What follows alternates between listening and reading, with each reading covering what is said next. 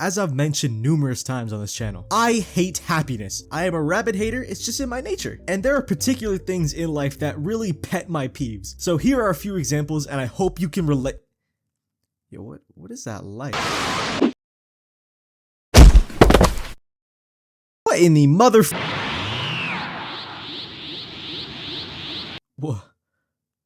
What are you? Okay.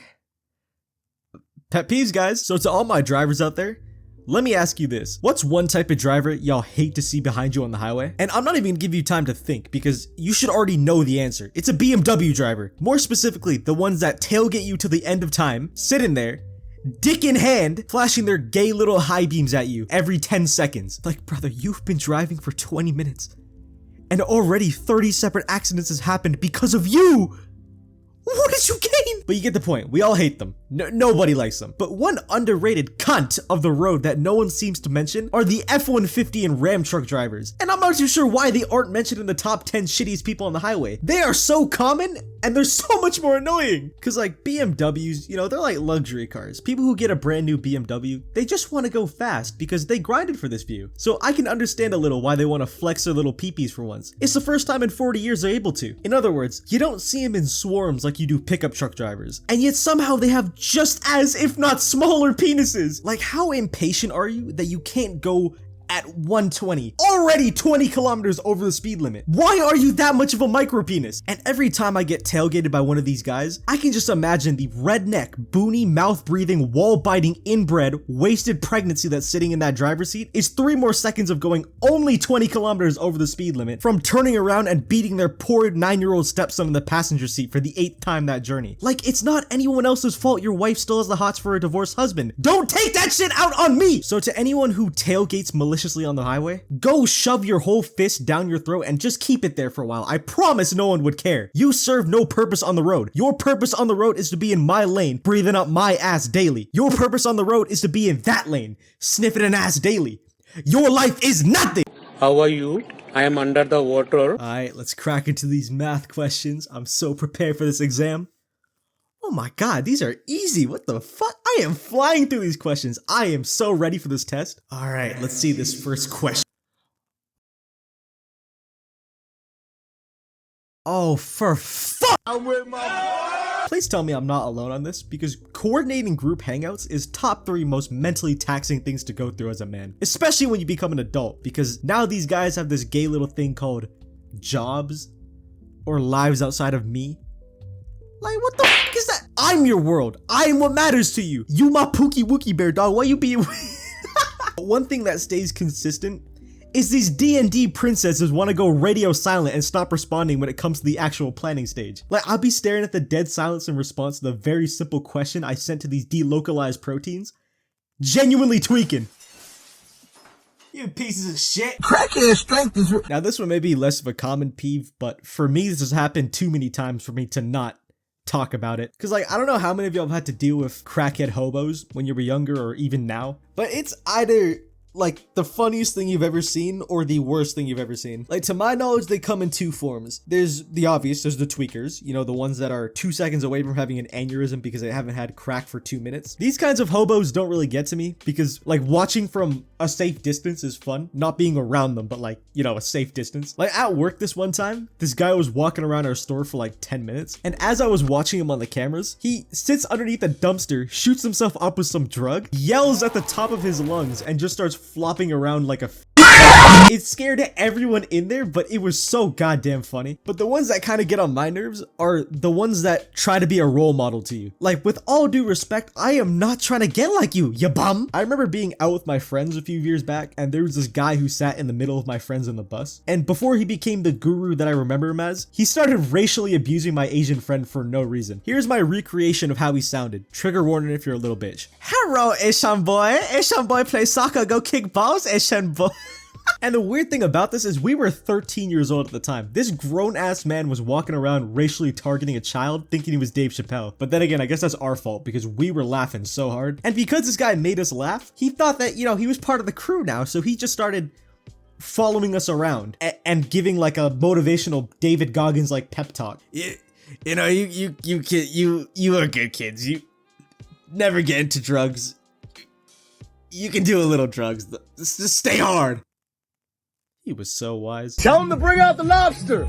Okay, picture this scenario, right? You're down bad. You need money. The PS5 ain't getting any cheaper. So whoop-de-doo, you crawl to Ronaldo the Clown Man for a job. And, a couple weeks later, you're doing the usual. You're taking orders, you're serving people the best of your ability, and someone in the line doesn't quite approve of your service. This is fast food, after all. Fuck the fact that there are 20 people ahead of him. His food should have come -5 seconds quicker. It just makes sense. So like any rational human being, they throw a man-baby tantrum, sassily snatch the food they waited 5 minutes for, and they angrily waddle off to stuff their fat, bald, 3 times divorced faces with their burgers and fries. Or even worse, they get pissy and throw their food at the cashier to assert their dominance. Rude customers, they need to grow the fuck up. You're 39. Why are you blaming the staff for things that are out of their control? Or anyone's control. A cook can't up their production speed because you're impatient. And this doesn't even happen in just food industries. Any field that makes you do customer service needs more compensation pay. I really feel bad for the people that work in the complaints department of businesses, because if people are getting mad over waiting 20 to 30 minutes for their food, I can't even imagine the shit that these people might be saying if their Amazon package came 2 days late or something. And it's so pointless too, because the people you're throwing your frustration at have absolutely zero control of your situation. It's either the customer service guy on the phone or the cashier who's not even cooking your food. It makes no sense. Why are you getting mad? You know what? If anyone has some stories, put it in the comments and I'll feature it in another video.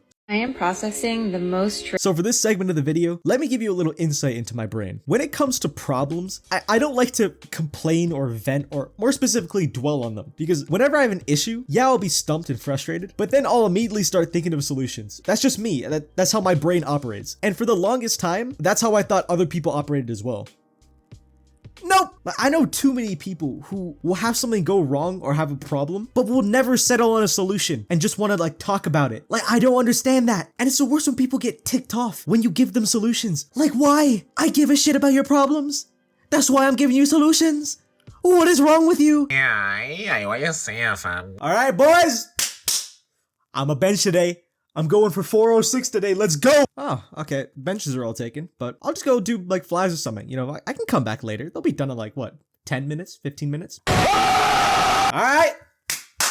Let's go to the bench. Yeah, Listen, what you give me saying? all What of you your money saying? She's right a book, she's a now. book. Nice is with the laughing fam. I'm serious. You're cheesing me right now. Yeah. To anyone near and from Toronto and who go to the gym, I know that you can relate to the fucking broccoli-headed, pajama pant-wearing, N-word using white and or brown boys spending 40 minutes around the bench, scrolling TikTok, goofing around, and acting like they're the only ones in the gym.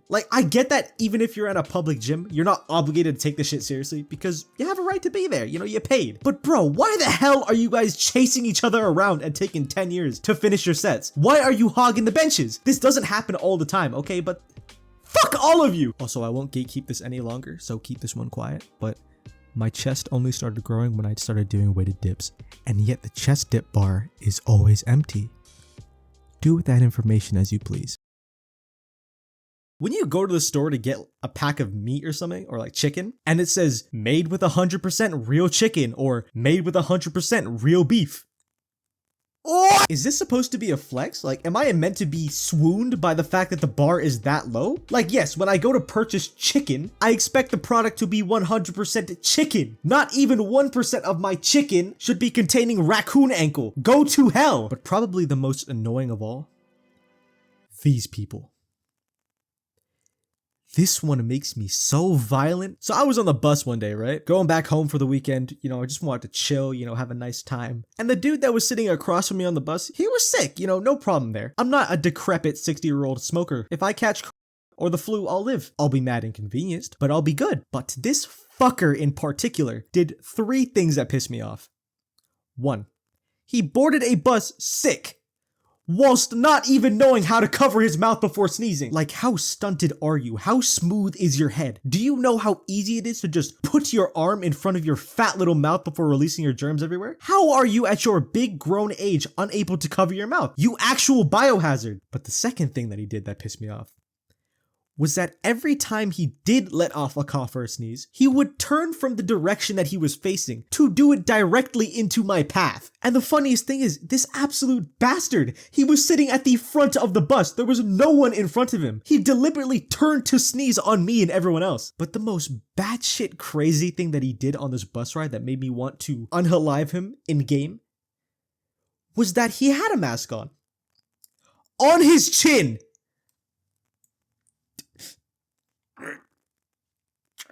I can't get into the brain of these people. I really can't. Why do they put the mouth on the chin? You sneeze from your mouth. Why is it on your chin? But yeah, moral of the story, don't be like any of these people. I will be under your bed otherwise.